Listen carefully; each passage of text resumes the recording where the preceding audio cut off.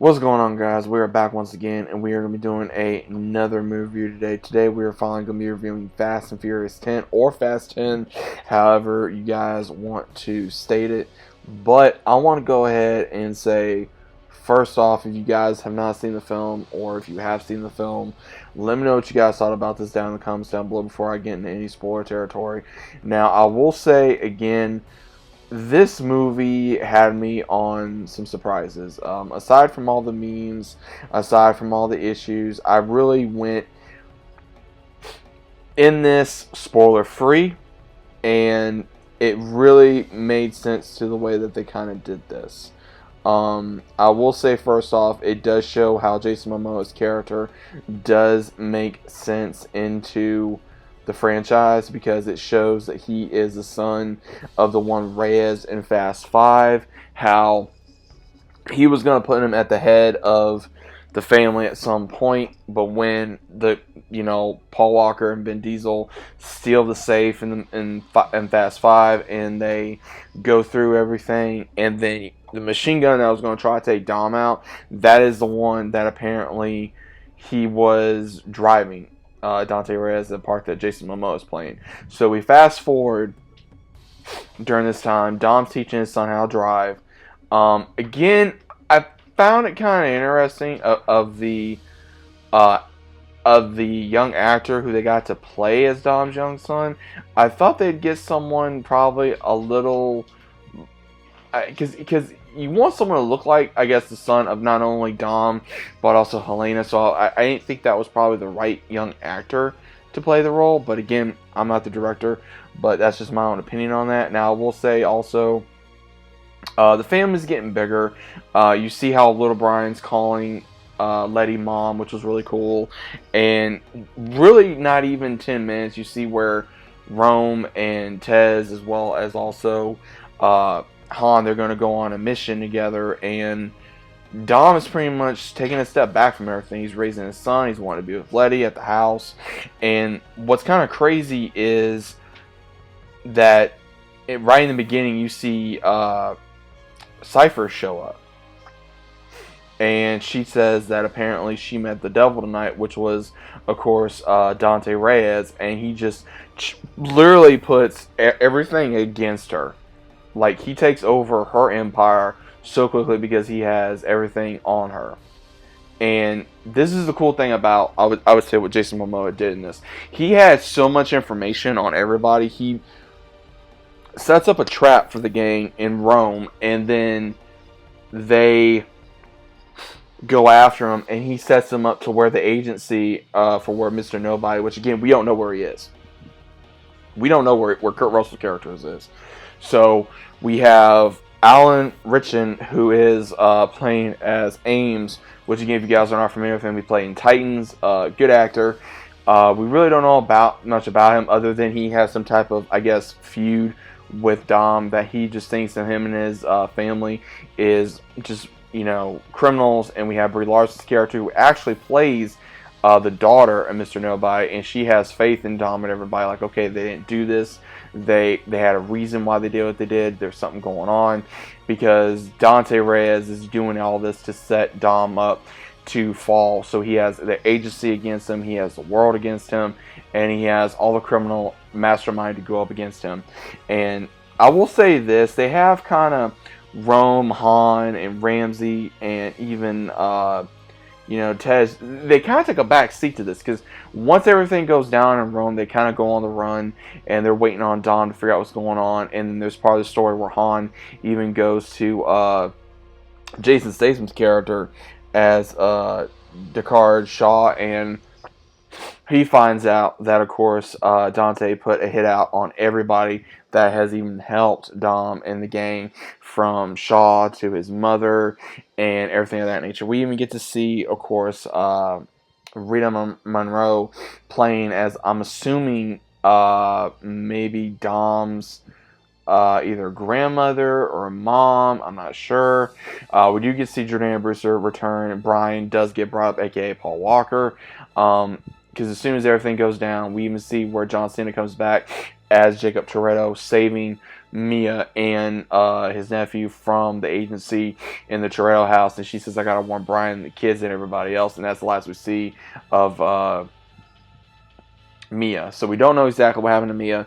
Now we do see where Jacob does take little Brian on the mission to try to protect him from Dante. And what's really cool is they go on a plane, and we get to see, guys, and this was amazing, and this is how much respect they have for the franchise, is we get to see Meadow Walker in here, Paul Walker's daughter.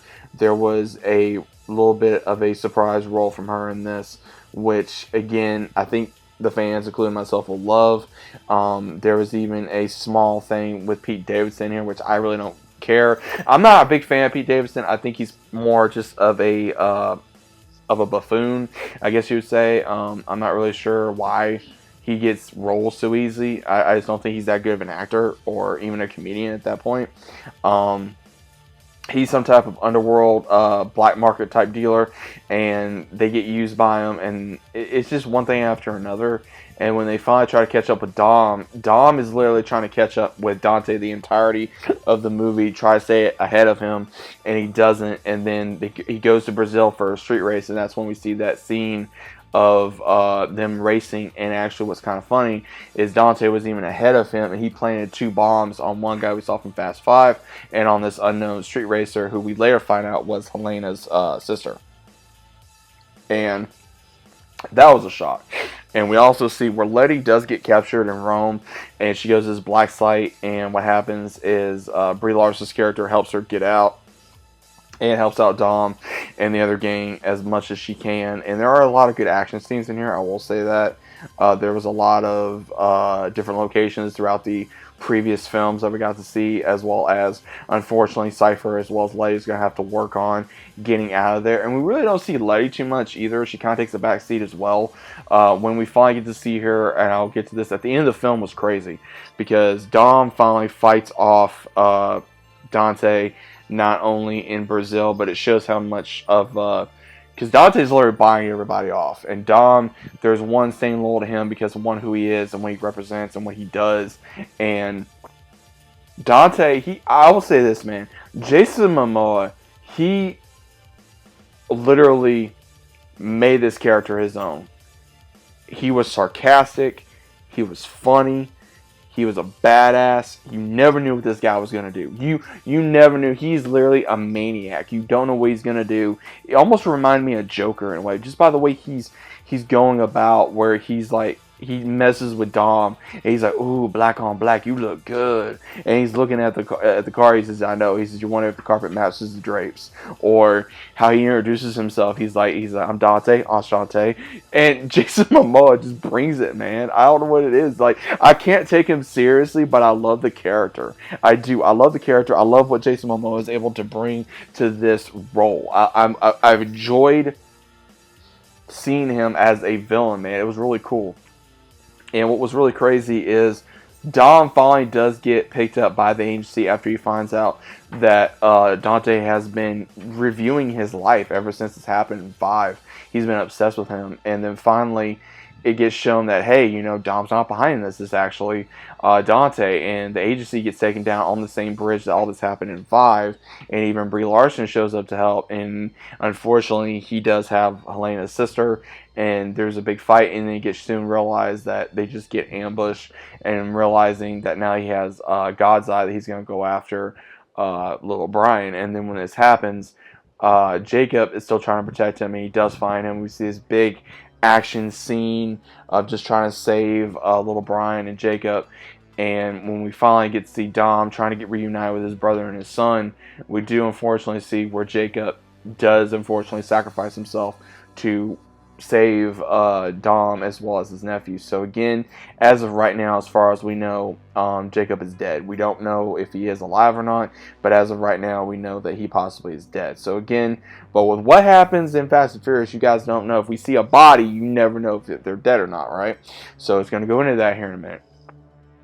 At the very end of the film, where Dom does get his son, and it seems like everything's good. He's going to meet up with Ames, because Ames, helped him, dropped him in the air. He said, "Hey, I'm going to land, then I'm going to meet you, then we're going to meet up, and we're finally going to take down Dante."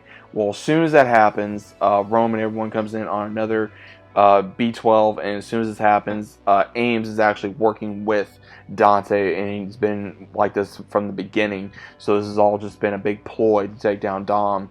And then as soon as this happens, unknowing, the plane crashes with Tez and Ramsey and uh, Rome. So again, I don't think Han was on there.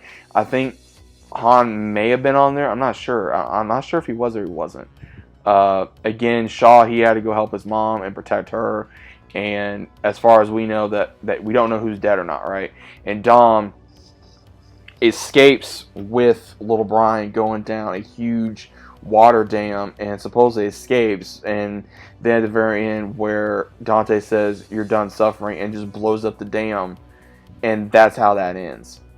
And then at the very end of it, guys, I've been saying this for a while. Cypher as well as Letty gets out of this black site prison. They're in the middle, I guess, of Antarctica. There's a sub that rises up, and guess who's alive? Gal Gadot's character. She is alive in this, and she just smiles, I guess, at Letty and waves, and it's kind of like, okay, how the hell did she survive? So I'm wondering, okay, did Cypher somehow get to her? Did Mr. Nobody get to her? How did she survive is what I'm thinking. Again, there's a lot of explanations on here.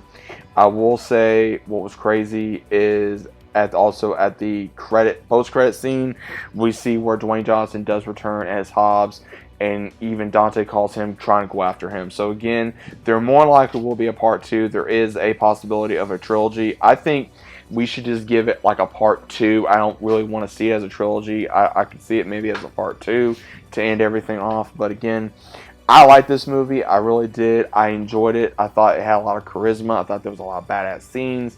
I enjoyed it. This is actually the first Fast and Furious movie that I've enjoyed in a while. This is the best one I think we've had since 7.